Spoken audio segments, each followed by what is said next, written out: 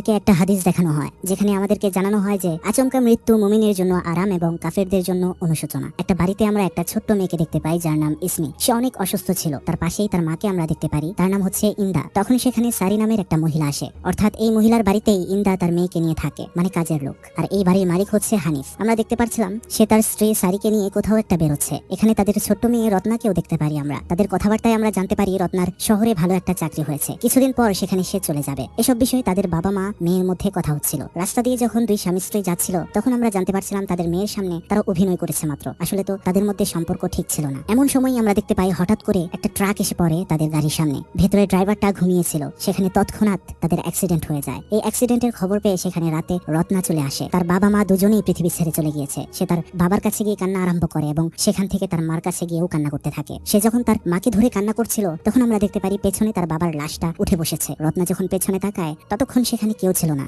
অর্থাৎ তার বাবার লাশটা কোথাও যেন চলে গিয়েছে। বৃষ্টির মধ্যে যখন তার বাবাকে সে খুঁজছিল হঠাৎ করে তার বাবা তার উপর ঝাঁপিয়ে পড়ে আবার এক ভয়ঙ্কর রূপে। তখন তার ঘুম ভেঙে যাওয়ায় আমরা বুঝতে পারি এটা একটা দুঃস্বপ্ন ছিল। যাই হোক, সে যখন রান্না করছিল বাড়িতে তখন তাদের বাড়ির কাজের মেয়ে ইন্দাকে সেই স্বপ্নটা বলে। ইন্দা তাকে আশ্বস্ত করে যে দেখো, এটা কোনো বিষয় না, এটা তো শুধু স্বপ্ন ছিল। আর তুমি কি ভাবছো তুমি শহরে চলে গেলে আমি তাদেরকে দেখাশোনা করবো না? খুব ভালো করে দেখাশোনা করবো, তুমি চিন্তা করো না। ঠিক তখনই দরজায় কেউ একজন কড়া নাড়ে। রত্না সেখানে দেখতে পায় সেখানে পুলিশ এসেছে। আর হ্যাঁ বন্ধুরা, সেখানে সে জানতে পারে যে কোনো স্বপ্ন সে সেদিন দেখেনি, সেটা বাস্তব ছিল, অর্থাৎ তার বাবা মায়ের সত্যিই অ্যাক্সিডেন্ট হয়ে গিয়েছে। এরপর আমাদেরকে হাসপাতালে দেখানো হয়, যেখানে আমরা দেখতে পারি হানিফের বড় মেয়ে ওয়াতি এসেছে আর তার হাজব্যান্ড। ওয়াতির হাজব্যান্ড একদম কেয়ারলেস একটা মানুষ। তার ওয়াইফের বাবা মা অ্যাক্সিডেন্ট করেছে কিন্তু সে এখানে বসে বসে গেম খেলছে। যাই হোক, সেখানে চলে আসে রত্না। তখনই তাদের দুই বোনকে তাদের মায়ের লাশের কাছে নিয়ে যাওয়া হয়। সেখানে তারা অনেক কান্নাকাটি করছিল। এরপর আমরা দেখতে পারি সারি মারা গেলেও হানিফ এখনো বেঁচে ছিল, কিন্তু একদম আধমরা অবস্থায়। সে লাইফ সাপোর্টে রাখা ছিল। এখন এটা করা কিন্তু অনেক খরচের বিষয়। যে খরচ থেকে বাঁচতে এই চিকিৎসা করাতে চাইছিল না বড় মেয়ে ওয়াতি।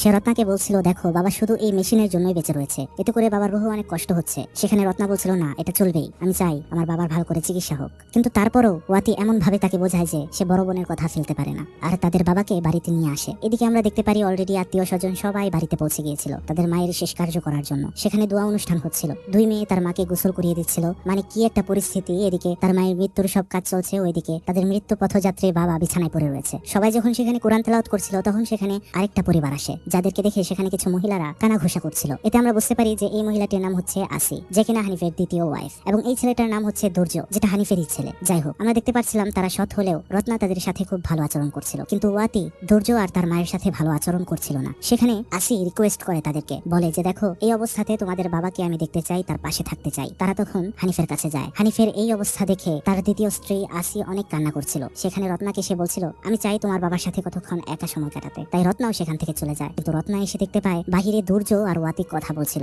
এখানে তারা তাদের বাবার সম্পত্তির ভাগাভাগির কথাবার্তা বলছিল। দুর্য সেখানে বলছিল তোমারও টাকার প্রয়োজন, আমারও টাকার প্রয়োজন, আশা করি আমাদের বাবা এটা বুঝবে, তাই এই সম্পত্তি এখনই ভাগাভাগি করার সময়। রত্নার তো এসবের কোনো প্রয়োজন নেই এখন, তাই এসবে তার কোনো গুরুত্ব নেই, কারণ তার ভালো একটা চাকরি হয়েছে, সে তো চলেই যাবে। এখন তারা তো জানতো না, এসব শুনছিল রত্না। এদিকে পেছন থেকে রত্নাকে মসজিদের ইমাম ডাক দিলে তার উত্তর দিলে ওয়াতি আর দুর্য বুঝে যায় যে তাদের কথা শুনছিল এখানে দাঁড়িয়ে দাঁড়িয়ে রত্না। সন্ধ্যা নামার পর আমরা দেখতে পাচ্ছিলাম তাদের বাড়িতে সবাই বসে কোরআন তেলাওয়াত করছিল। সেখানে হানিফের দ্বিতীয় স্ত্রী অনেক কান্নাকাটি করছিল আর কোরআন তেলাওয়াত করছিল। তখন হঠাৎ করে তার চশমাটা নিচে পড়ে গেলে সেই চশমা তুলে আবার উপরে তাকিয়ে দেখতে পায় হানিফ বসে রয়েছে। সে তো অবাকও হয়ে যায়। সে বুঝতে পারে হয়তো হানিফ ঠিক হয়ে গিয়েছে। সে যখন তাকে স্পর্শ করে, হানিফ যখন তাকে অনেক কষ্ট করে কিছু একটা বলার চেষ্টা করছিল কিন্তু পারছিল না, তার অনেক কষ্ট হচ্ছিল, তখন সে হানিফকে আবারও শুইয়ে দেয়। তার চশমাটা আবারও নিচে পড়ে গেলে সেটা তোলার সময় সে বিছানার নিচে কারো একটা চুল দেখতে পায়, যেটা একদম সাদা ছিল, যেটা আবার তৎক্ষণাৎই সেখান থেকে সরে যায়। হঠাৎ সে আয়নার দিকে লক্ষ্য করতেই দেখতে পায় বিছানায় হানিফের পাশে কেউ একজন রয়েছে। হানিফের দিকে চাইতেই তার রূহ একদম কেঁপে ওঠে, কারণ সেখানে ছিল একটা ভয়ঙ্কর জিন,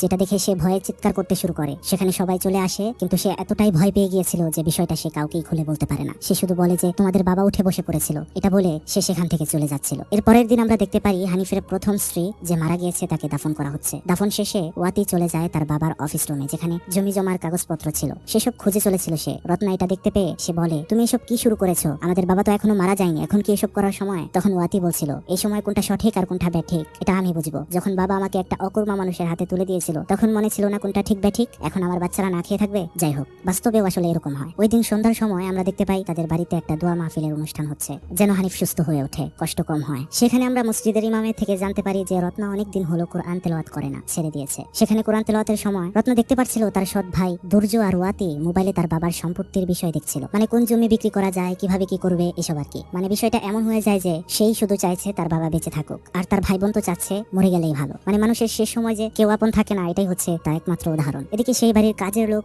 কাজ করার সময় সে হঠাৎ করে দেখতে পায় দূরে হানিফ দাঁড়িয়ে রয়েছে দরজার সামনে, কিন্তু এটা তো সম্ভবই না, হানিফ তো বেড থেকে উঠতেই পারে না। তখন সে চলে যায় হানিফের রুমে, সে দেখতে পায় সেখানে শুয়ে রয়েছে হানিফ। তাহলে সে কাকে দেখতে পেল? এর পরের দিন সকালে আমরা দেখতে পারি বাজারে ওয়াতি তার ছেলে মেয়েদের সাথে ছিল। সেখানে তখন একটা লোক আসে, এসে চেঁচামেচি শুরু করে দিচ্ছিল। আসলে বন্ধুরা, এই লোকটা ওয়াতির কাছে অনেক টাকা পায়। ওয়াতি এই লোকটার কাছ থেকে টাকা ধার নিয়েছিল, কিন্তু সেটা সে পরিশোধ করতে পারছে না। সেখানে ওয়াতি বলছিল যে আমি আপনার টাকা খুব দ্রুত দিয়ে দেবো, আপনি আমাকে কিছুদিন সময় দিন। লোকটি তখন বলে, দেখুন আমি এত সময় দিতে পারবো না, আমি মাত্র 3 দিন সময় দিলাম আপনাকে, টাকা না দিলে আমি কিন্তু পুলিশে যাব। লোকটি এটা বলে চলে গেলে সেখানে সে দুর্যোগকে দেখতে পায় আর তার উপর খেপে যায়। এখন এসব চিৎকার চেঁচামেচি শুনতে পেয়ে রত্না সেখানে গেলে দেখতে পারে তারা দুই ভাই বোন ঝগড়া করছে বিশ্রী ভাবে। আসলে বন্ধুরা, এখানে এই কারণে ঝগড়া হচ্ছে যে ওয়াতি চাচ্ছিল তাদের বাবার সম্পত্তি সমানভাবে ভাগ হোক। অন্যদিকে ভাই দুর্য বলছিল না, ছেলেদের ডাবল ভাগ দিতে হয় ইসলামিক শরিয়া মতে, সেভাবেই হবে। কিন্তু সেটা কোনোভাবেই মানছিল না ওয়াতি। সে বলছিল আমার বাবার সম্পত্তির লোভেই তো তোর মা আমার বাবার ঘাড়ে বসেছিল। দুর্য তখন এই বাজে কথার তীব্র প্রতিবাদ করলে সেখানে চর দিয়ে বসে থাকে ওয়াতি। তখন সেখানে দুর্য তাকে হুমকি দিয়ে যায় যে তোর ভালো হবে না, তোকে দেখে নেব। এদিকে সন্ধ্যা সময় আমরা দেখতে পারি সেই বাড়িতে আবারও দোয়া মাহফিল করছে হানিফের সুস্থতার কামনার জন্য। দিন দিন হানিফের অবস্থা খুব খারাপ দিকে যাচ্ছিল। এদিকে আমরা দেখতে পাই হানিফের দ্বিতীয় স্ত্রী আসি ধীরে ধীরে হানিফের রুমে ঢুকে এবং একটা তাবিজ তার বালিশের ভেতরে রাখতে যাবে, তখনই সেখানে চলে আসে ওয়াতি আর রত্না। তাদের সন্দেহ হয়, তারা তখন বালিশের নিচ থেকে তাবিজ পাওয়ার পর আসিকে সন্দেহ করতে শুরু করে। ওয়াতি তাকে বলতে শুরু করে যে তুমি আমার বাবাকে মারার জন্য এসব করছো অনেক আগে থেকেই। সেখানে আসি বলছিল না, তোমরা ভুল বুঝছো আমাকে, আমি ভালোর জন্য এটা করেছিলাম। এখানে আমরা দেখতে পাচ্ছিলাম রত্নাও বিশ্বাস হারিয়ে ফেলেছিল আসির উপর থেকে। সেখান থেকে তখন অপমানিত হয়ে বেচারা বের হয়ে যায়। এদিকে ইমাম রত্নাকে বলছিল তুমি কেন কোরআন তেলাওয়াত করা ছেড়ে দিয়েছো? বর্তমান তোমার পরিবারের যে অবস্থা, তোমার অবশ্যই রবের দিকে ফিরে আসা উচিত, কোরআন তেলাওয়াত করা উচিত। এদিকে আমরা দেখতে পাই ওয়াতি তার হাজবেন্ড বাতিনের সাথে ঝগড়া করছিল। আসলে বাতিন চাইছিল ওয়াতি তার অসুস্থ বাবাকে ফেলে তার বাড়িতে চলে যেত সংসার করার জন্য। ওয়াতির সাথে না যাওয়ায় বাতিন রাগ দেখিয়ে সেখান থেকে তার ছেলে মেয়েদেরকে নিয়ে চলে যায়। এদিকে ওয়াতির মনটা খুবই খারাপ হয়ে যায়। তাই সেদিন রাতে তার বাবার কাছেই মাথা পেতে শুয়েছিল সে। হঠাৎ করে একটা শব্দ পেয়ে ঘুমটা হঠাৎ ভেঙে গেলে সে উঠে দেখে তার বাবা বিছানায় বসে রয়েছে। সে ভাবে তার বাবা হয়তো ঠিক হয়ে গিয়েছে, কিন্তু সে যখন তার বাবার কাঁধে হাত রাখে তার হাতটা ধরে ফেলে তার বাবা। সেখান থেকে সে হাতটা কোনো রকমই সরাতে পারছিল না। তার বাবা একটু হালকা হয়ে গেলে তার বাবাকে সে শুয়ে দেয়। সে ঘর থেকে রত্নাকে ডাকছিল যেন রত্না এখানে আসে। রত্নার সাড়া না পাওয়ায় সে দরজা খুলে যখন বাহিরে যাবে তখনই তার উপরে অ্যাটাক করে বসে তার বাবার ভয়ঙ্কর একটা অবতার। সে খুবই ভয় পেয়ে যায়। সে কিছু বুঝে উঠতে পারছিল না। সে ঠিক করে এখানে সে থাকবে না। ভয় পাওয়ার কারণে সে ব্যাগ গোছাতে শুরু করে চলে যাওয়ার জন্য। সেখানে তখন কাজের লোক ইন্দা তাকে জিজ্ঞেস করলে কোথায় যাও? সে বলে আমার বাড়িতে যেতে হবে, বাড়িতে বাচ্চারা একা রয়েছে না। সে যখন রাস্তা দিয়ে যাচ্ছিল তখন আমরা দেখতে পাচ্ছিলাম সব লাইটগুলো অফ হয়ে যাচ্ছিল ধীরে ধীরে। ভয়ঙ্কর এক পরিস্থিতি শুরু হয়। সে দেখতে পায় একটা লাইটের নিচে তার বাবার মতো কোনো এক অবয়ব, যেটা হঠাৎ করে লাফিয়ে লাফিয়ে তার কাছাকাছি আসছিল। সে দৌড়াতে চেষ্টা করছিল কিন্তু পারছিল না। হঠাৎ করে একটা ভয়ঙ্কর জিন তার উপরে হামলে পড়ে। আর তারপর কি হয় তা একটু পরেই বোঝা যাবে। সকালে যখন বসেছিল রত্না, সেখানে দৌড়ে ইন্দা একটা দুঃখের সংবাদ দেয় তাকে। তারা দৌড়ে গিয়ে দেখতে পায় মারা গিয়েছে তার বোন ওয়াতি। দেখে মনে হচ্ছে কেউ যেন তাকে মেরে ফেলে রেখে গিয়েছে। একে তো মাকে হারিয়েছে, দ্বিতীয়ত বাবার এই দুরবস্থা, এখন আবার নিজের আপন বড় বোনের মৃত্যু, যেটা সে একদমই সহ্য করতে পারছিল না। যাই হোক, এদিকে আমরা দেখতে পারি হানিফের দ্বিতীয় বউ আসি অনেক অসুস্থ হয়ে পড়েছে। তাকে দেখতে ডাক্তার এসেছে। ডাক্তার দেখে চলে যাওয়ার পর দুর্য রান্নাঘরে কারো একটা উপস্থিতি লক্ষ্য করে। সে ভাবে এটা হয়তো তার মনের ভুল। তখন সে দেখতে পারে তার ঘরের ভেতরে তার বাবা দাঁড়িয়ে রয়েছে উল্টো দিকে ফিরে, আর কি যেন বিড়বিড় করছে। সে ভয়ে ভয়ে সামনে আগায়। তখনই তার বাবার আরেকটি অবতার তার উপরে হামলা করে এবং বলে আমি তোর জন্যই আসছি, রেডি থাকিস। কিন্তু কিছু বুঝে ওঠার আগেই সবকিছু স্বাভাবিক হয়ে যায়। সেদিন সন্ধ্যার সময় ওয়াতিরও দাফন কার্য শেষ হয়। আমরা দেখতে পাচ্ছিলাম রত্না অনেকদিন পর এবার কোরআন নিয়ে বসেছে পড়ার জন্য, কিন্তু সে ঠিকঠাক পড়ছিল না। বুক ফেটে তার কান্না আসছিল, কারণ তার পরিবারের সে সবাইকেই হারিয়েছে। বাবা বেঁচে রয়েছে কিন্তু মরার মতোই। তখনই আমরা দেখতে পাই সেখানে পুলিশ অফিসার এসেছে। আসলে বন্ধুরা, পুলিশের মনে হচ্ছিল রত্নার বোনের মৃত্যুর পেছনে তার সৎ ভাই দুর্জয়ই রয়েছে, কেননা সে ওয়াতিকে সেদিনই হুমকি দিয়েছিল। রত্না ওইটা স্বীকার করে, তবে সে এটা বলে যে তার মনে হয় না দুর্জয় এটা করতে পারে। কিন্তু আমরা দেখতে পাই পুলিশ চলে গিয়েছে দুর্যোদের বাড়িতে, আর সেখানে গিয়ে ঘর থেকে তারা একটা চাকু খুঁজে পায় যেখানে লেগেছিল ওয়াতির রক্ত। সেখানে দুর্য বলছিল আমি কিছুই করিনি, এটা আমার না, কিন্তু পুলিশ তার কোনো কথা শোনে না। আমরা দেখতে পাই সে তখন পুলিশের হাত থেকে কোনোভাবে পালিয়ে জঙ্গলে চলে যায় এবং একটা কাঠের গোডাউনে আশ্রয় নেয়। এরপরে আমরা দেখতে পারি সন্ধ্যা সময় হানিফের দ্বিতীয় স্ত্রী আসি রত্নার কাছে আসে আর বলে তোমাকে আমার কিছু কথা বলা জরুরি, তুমি আমাকে বিশ্বাস করো প্লিজ। তখন আসি বলতে শুরু করে রত্না, তোমার বাবার মধ্যে একটা জিন রয়েছে যেটা লম্বা সময় ধরে তোমার বাবাকে বিপদ আপদ থেকে রক্ষা করে আসছে। আর এটা আমি গ্যারান্টি সহকারে বলছি, কারণ তোমার বাবাই এটা আমাকে বলেছিল। সে বলেছিল যে একদিন না একদিন এই জিনের জন্য তার অনেক ক্ষতি হবে, মানে জিন তাকে মরতে দেবে না সহজে, অনেক কষ্ট দেবে। আর আজ যখন সে মৃত্যুশয্যায় রয়েছে, তার মৃত্যুর যন্ত্রণা হচ্ছে অনেক, তাই আমি তার মৃত্যু সহজ করার জন্য তার কাছে তাবিজ রাখতে গিয়েছিলাম যেন সে শান্তিতে মারা যেতে পারে। এখন এটা শুনে তো অবাক হয়ে যায় রত্না। অন্যদিকে দুর্য যেখানে পালিয়ে গিয়েছিল সেখানে তার সাথে ঘটতে থাকে ভয়ঙ্কর সব ঘটনা। সেই জিনটা তাকে জ্বালাতে শুরু করে, কখনো বা মানুষের রূপে আসে, কখনো বা ভয়ঙ্কর রূপে। এদিকে দুর্য হঠাৎ করে ভয় পাওয়ার কারণে পায়ে চোট লেগে কেটে যায়। সে আর চলতে পারছিল না। তখনই সেখানে জিনের ভয়ঙ্কর হাত তার পা ধরে ফেলে, তার দিকে হামাগুড়ি দিয়ে এগিয়ে আসছিল। কোনো অঘটন ঘটতে যাবে তখনই তার কাছে চলে আসে কাজের মেয়ে ইন্দা। কিন্তু সে এখানে কেন, তা বন্ধুরা একটু পরেই জানতে পারবো আমরা। এদিকে দেখতে পাই হঠাৎ করেই হানিফ অস্থির হতে শুরু করে। রত্না সেখানে দৌড়ে গেলে রত্নাকে হানিফ বলতে থাকে, আমি আর পারছি না মা, আমি আর পারছি না, আমাকে মুক্তি দাও, এবার আমি মরতে চাই। রত্না বলছিল, আমি তোমার কিছুই হতে দেবো না বাবা, কালকেই হসপিটালে নিয়ে যাব। হানিফ বলে ওঠে, রত্না তুমি এটা মেনে নাও, আমার সময় শেষ হয়ে গিয়েছে, তুমি আমাকে কথা দাও, আমাকে মরতে সাহায্য করবে, আমাকে বাঁচাবার কোনো চেষ্টা করবে না। এখন নিজের বাবার মুখে যখন মেয়ে এমন কথা শুনতে পায়, সে একদম স্তব্ধ হয়ে গিয়েছিল। সে বুঝে হয়তো মরণের সময় হয়ে গিয়েছে হানিফের, তাই সে তার বাবাকে কালেমা পড়াতে শুরু করে। কিন্তু আমরা দেখতে পারি তার বাবা সেটা পড়তে পারছিল না। দরজার দিকে কি যেন একটা ছিল,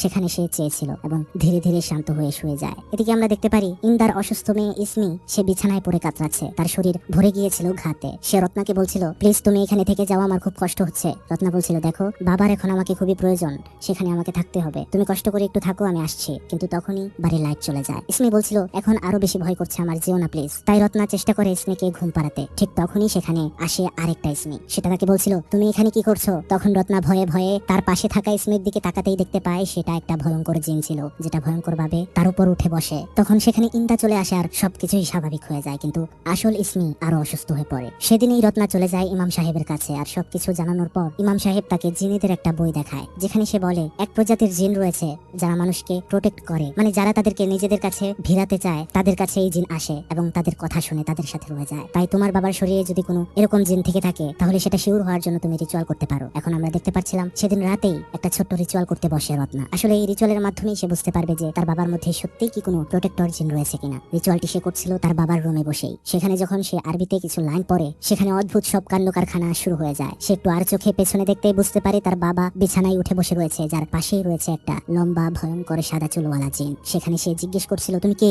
হানিফের চোখগুলো একদম সাদা হয়ে গিয়েছে, অর্থাৎ সত্যিই হানিফের শরীরে জিন রয়েছে, এটা বুঝতে পারে রত্না। সেই জিনটা বলছিল, আমি হানিফ, হানিফেই আমি। এখন এটা শুনে কনফিউজড হয়ে যায় রত্না। সে ভালো করে ফিরে দেখতে চায়, কিন্তু সবকিছুই তো স্বাভাবিক, এখানে তো কিছু নেই। সে যখন সেই ঘর থেকে বের হয়ে যাবে, ঠিক তখনই পেছন থেকে সেই ভয়ঙ্কর জিনটা তার উপর অ্যাটাক করে বসে। সে কোনো রকমে নিজেকে বাঁচিয়ে সেখান থেকে বাইরে বের হয়ে যায়। সকালে আমরা দেখতে পারি এই বিষয়টা সে খুলে বলে সেই ইমামের কাছে। ইমাম তাকে জানায় যে এখন আমাদেরকে আল্লাহর সাহায্য নিতে হবে এবং যেভাবেই হোক সেই জিনকে তোমার বাবার শরীর থেকে সরাতে হবে, নয়তো তোমার বাবার শান্তিতে মৃত্যু হবে না। বন্ধুরা, এখানেই আসে ঘটনার একটা টুইস্ট। মানে সেই বাড়ির কাজের মেয়ে ইন্দা খাবার নিয়ে আসে দুর্যোগকে খাওয়ানোর জন্য। সে কেন এত সাহায্য করছে দুর্যোগকে, তা আমরা একটু পরেই বুঝবো। সেখানে খাবার খাওয়ার সময় দুর্য তাকে বলছিল, তুমি তো বিশ্বাস করো যে আমি ওয়াতিকে মারিনি, কিন্তু পুলিশ আমার উপরে এভাবে পড়ে আছে কেন? তখনই ইন্দা দুর্যোগকে সরি বলতে শুরু করে, যেটা কোনোভাবেই বুঝতে পারছিল না দুর্য। আসলে বন্ধুরা, সেদিন রাতে যে আমরা দেখতে পেরেছিলাম ওয়াতির উপর সেই জিন হামলে পড়েছিল, কিন্তু আসলে তারপর সেই জিন সেখান থেকে চলেও গিয়েছিল, তার কোনো ক্ষতি করেনি। আসলে সেদিন ইন্দা ওয়াতিকে মেরে ফেলেছিল, আর যে ছুরিটা দিয়ে মেরেছিল সেটা দুর্যদের বাড়িতে নিয়ে রেখেছিল। এখন কেন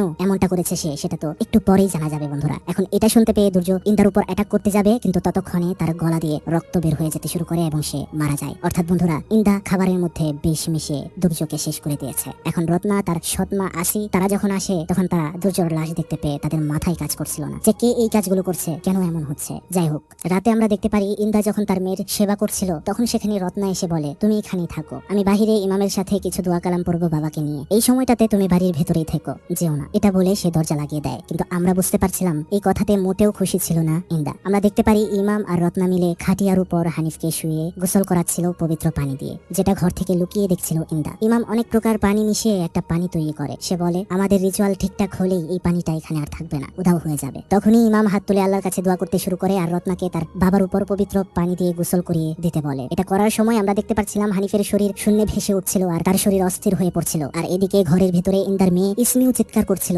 ইন্দা তার মেয়ের কষ্ট একদমই সহ্য করতে পারছিল না। এদিকে রিচুয়াল চালিয়েই যাচ্ছিল তারা, এবং সেই গ্লাসের পানি শেষ হয়ে যাচ্ছিল, আর সেই গ্লাসের পানিটা এক পর্যায়ে শেষও হয়ে যায়, অর্থাৎ তাদের রিচুয়াল সফল হয়। এদিকে ঘরে দেখতে পারি ইন্দার মেয়ে ইসমি অজ্ঞান হয়ে যায়। ইমাম যখন রত্নাকে বলছিল আমরা সফল হয়েছি, তখনই আমরা দেখতে পারি ইন্দার ছুরি নিয়ে এসে রত্নাকে মারতে যাবে, সেই আঘাত নিজের উপর নিয়ে নেয় ইমাম, যার কারণে সেখানেই ইমাম মারা যায়। সে তখন রত্নাকেও মারতে চাইছিল। রত্না বলছিল, তুমি কেন এমন করছো? তখন কান্না করতে করতে ইন্দ্রা যে টুইস্টটা বলে তা আসলে খুবই বিশ্রী ছিল বন্ধুরা। সে বলছিল, আমি আমার মেয়ের জন্য এমন করছি, আমার মেয়ে ইসমি তোমার বোন। আসলে আমরা তো জানি যে হানিফ 2টা বিয়ে করেছে, কিন্তু সে আসলে আরেকটা আকামও করেছিল। সে তার বাড়ির কাজের মেয়ে ইন্দার সাথে অবৈধ সম্পর্ক করে ফেলে, যার কারণে ইন্দা প্রেগনেন্ট হয়ে যায়। সেই বাচ্চাই হচ্ছে ইসমি। এখন এটা হওয়ার পর বিষয়টা বাইরে জানাজানি হয়ে গেলেও তো সমস্যা, তাই এটা কাউকে জানানো হয় না। ইসমি বড় হতে থাকে। এদিকে হানিফের প্রথম স্ত্রী সারিও এটা মানতে পারছিল না। হানিফ যখন ইন্দার মেয়েকে আদর করতো সেটা দেখতেই পারতো না সারি, তাই সে একদিন কালো জাদু করে হানিফের উপর, কিন্তু হানিফের উপর কোনো আসরই পড়ছিল না। সে তান্ত্রিকের কাছে গেলে জানতে পারে যে হানিফের কাছে রয়েছে একটা প্রোটেক্টর জিন, যেটা তাকে সব সময় রক্ষা করে। তাই তার উপর কালো জাদু করলে কোনো ক্ষতি হবে না। তাই সারি ছোট্ট ইসমির উপর এবার কালো জাদু করে, যে কারণে ইসমির অবস্থা ধীরে ধীরে খারাপ হতে শুরু করে। হানিফ যখন এটা জানতে পারে, ইন্দ্রা তখন তার মেয়েকে বাঁচাতে অস্থির। সে ইন্দ্রাকে এটা বলে আশ্বস্ত করে যে সমস্যা নেই, তুমি চিন্তা করো না, আমি চাইলেই আমার শরীর থেকে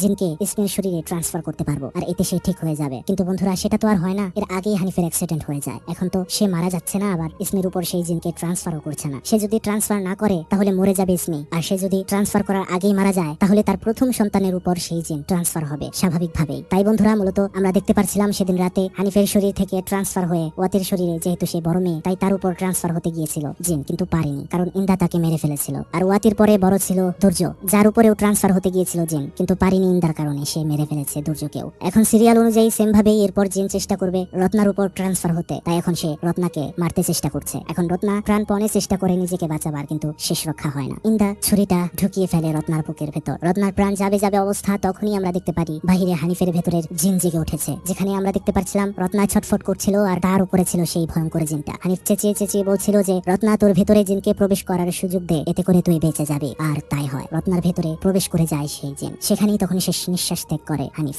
রত্নার শরীরে জিন প্রবেশ করার পর সে ইন্দার উপর হামলা চালাতে শুরু করে, কেননা এখন এই জিনের মালিক হলো সম্পূর্ণ রত্না, আর তার মালিকের উপর কেউ আক্রমণ করবে সেটা তো সে কখনোই সহ্য করতে পারবে না। সে যখন দৌড়িয়ে দৌড়িয়ে ইন্দার উপর অ্যাটাক করতে থাকে, ইন্দা আহত হয়ে যায়। তখনই ঘর থেকে সে ইসমির শব্দ শুনতে পায়, সেখানে চলে যায় সে। এদিকে হামাগুড়ি দিতে দিতে সেই ঘরে ইন্দা চলে আসে। সে দেখতে পায় তার মেয়ের পেছনে রয়েছে রত্না এবং রত্নার পেছনে রয়েছে সেই ভয়ঙ্কর জিন, যেটা ইসমির উপরে ছুরি ধরেছিল। কিন্তু আমরা দেখতে পাচ্ছিলাম রত্নার ভেতরে থাকা জিনটা ইসমিকে বলছিল, এই কাজটাতে তোমার একটু কষ্ট হবে, কিন্তু তুমি পুরোপুরি সুস্থ হয়ে যাবে। এদিকে ইন্দা বলছিল, প্লিজ তুমি কিছু করো না, দরকার হয় আমাকে শেষ করে দাও। ইন্দা তো ভাবে হয়তো সব শেষ, কিন্তু আমরা দেখতে পাচ্ছিলাম সেই জিন ইসমির শরীর থেকে কালো জাদুর সেই একটা তাবিজ বের করে দেয়, যেটা দিয়ে সারি ইসমির উপর কালো জাদু করেছিল। আর এতে মেয়েটি একদম সুস্থ হয়ে যায়, আর তার মায়ের কাছে গিয়ে বলে, মা দেখো, আমি একদম ভালো হয়ে গিয়েছি, আমার মনে হচ্ছে আর কোনো সমস্যা নেই। এখানে আমরা বুঝতে পারি সেই জিনটা অনেক ভালো জিন ছিল। তারপরেই আমরা দেখতে পারি সেখানে পুলিশ এসে পড়েছে, আর সমস্ত খুনের দায়ে ইন্দাকে গ্রেফতার করে নিয়ে যাওয়া হচ্ছে। এটাই তো আসলে হওয়ার কথা ছিল। আসলে এই ঘটনাতে আমরা বুঝতে পারি যে একজন চরিত্রহীন বাবার কুকর্মের শাস্তি কিভাবে পুরো পরিবারকে পেতে হয়। আর হানিফও কিন্তু মুমিন হয়ে মরতে পারেনি, সে মারা গিয়েছে কাফেরের মতো, তার কালেমা নসিবেও হয়নি। যাই হোক বন্ধুরা, আশা করি বুঝতে পেরেছেন এই ঘটনাটি। আমার কিন্তু পার্সোনাল ভাবে এই ঘটনাটি অনেক ভালো লেগেছে। তো বন্ধুরা, আপনাদের কেমন লেগেছে এই ঘটনাটি তা কিন্তু অবশ্যই কমেন্ট বক্সে জানাতে একদমই ভুলবেন না। ভালো লাগলে একটি লাইক করে দেবেন, নিচে একটা সুন্দর কমেন্ট করে দেবেন, এবং অবশ্যই অবশ্যই অবশ্যই চ্যানেলটি একটু সাবস্ক্রাইব করে দেবেন। পাশে